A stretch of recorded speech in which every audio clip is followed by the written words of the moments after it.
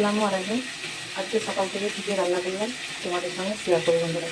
প্রথমে যে ভাতটা বসিয়ে দিয়েছি, ভাতটা দিকে রেখে এদিকে তরকারি চাপিয়ে দিয়েছি। এদিকে পুঁই শাক ভাজা হচ্ছে। এদিকে পুঁই শাকটা ভাজা হয়ে গেছে। এদিকে তরকারিটা কেটে নিয়েছি। আমি আজকে করবো লাউ দিয়ে গরুর মাংস।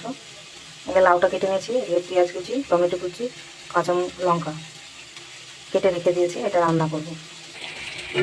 আমি প্রথমে গরুর মাংসটাকে ভালো করে কষিয়ে নিয়েছিলাম, এটা আপনাদেরকে দেখানো হয়নি কষানোটা। এটা আমি লাউগুলো দিয়ে দিচ্ছি।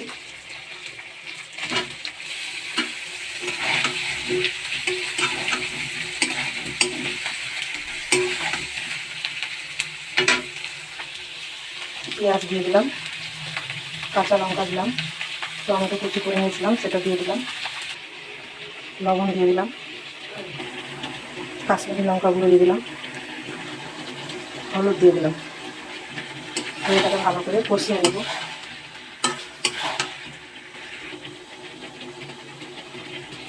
এদিকে আমাদের মাংসটা কষানো হয়ে গেছে, এবার আমি পানি দিয়ে দেবো।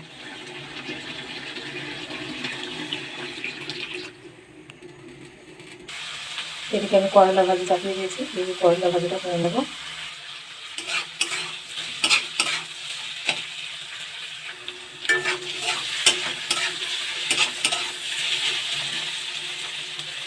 এই করলা ভাজিটা হয়ে গেছে, এবার খেতে বসে গেলাম।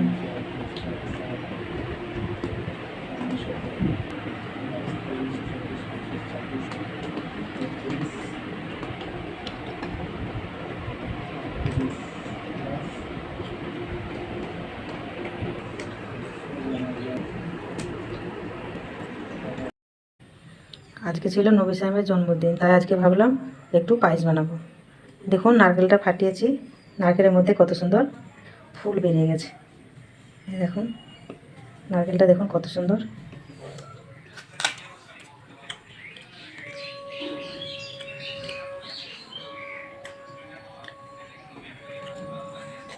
নারকেলটাকে ভালো করে আমি কুড়ে নেব। বিকেলবেলায় ভাবলাম একটু পায়েস বানাবো, তারপর আমি নারকেলটাকে কুড়িয়ে নিলাম। এনে কিশমিশ নিয়েছি, এনে কাজু নিয়েছি, তেজপাতা নিয়েছি, গুঁড়ো দুধ নিয়েছি, আর এটা চাল নিয়েছি 100 গ্রাম, আর চিনি নিয়েছি 500। এদিকে আমি 1 লিটার দুধ নিয়ে নিয়েছিলাম। দুধটা আমি প্রথমে জাল দিয়ে নিয়েছিলাম একটু। এখন আমি একটা একটা করে সব কিছু উপকরণগুলো দিয়ে দেবো। প্রথমে আমি চালটা দিয়ে নিলাম, তারপর আমি নারকেল কোড়গুলো দিয়ে দিলাম। নারকেলটা কুড়ে নিয়েছিলাম, সেই নারকেলটা আমি দিয়ে দিলাম। এবার আমি কিশমিশটা দিয়ে দিলাম। এরপর আমি তেজপাতাটা দিয়ে দিলাম, গোটা গরম মশলা, দারচিনি, লবঙ্গ দিয়ে দিলাম, কাজু বাদামগুলো দিয়ে দিলাম।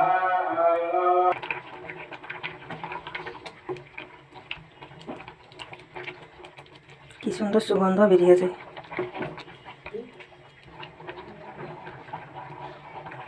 গুঁড়ো দুধটা আগে থেকে গুলে রেখেছিলাম, সেটা দিয়ে দিলাম।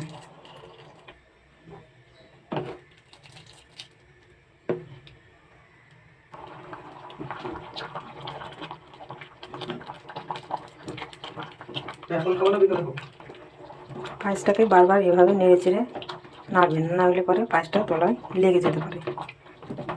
পায়েসটাকে সবসময় এভাবে নাড়তেই থাকবেন, তলায় লেগে গেলে খেতে ভালো লাগবে না।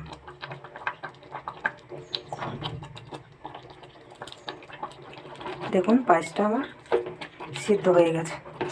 এবার আমি দেখুন হয়ে গেছে। এবার আমি চিনিটা দিয়ে দেব।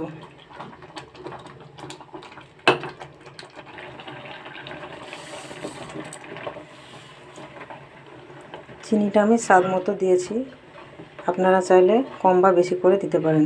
যে যেমন মিষ্টি খাবেন সে তেমনভাবে চিনিটা দিবেন।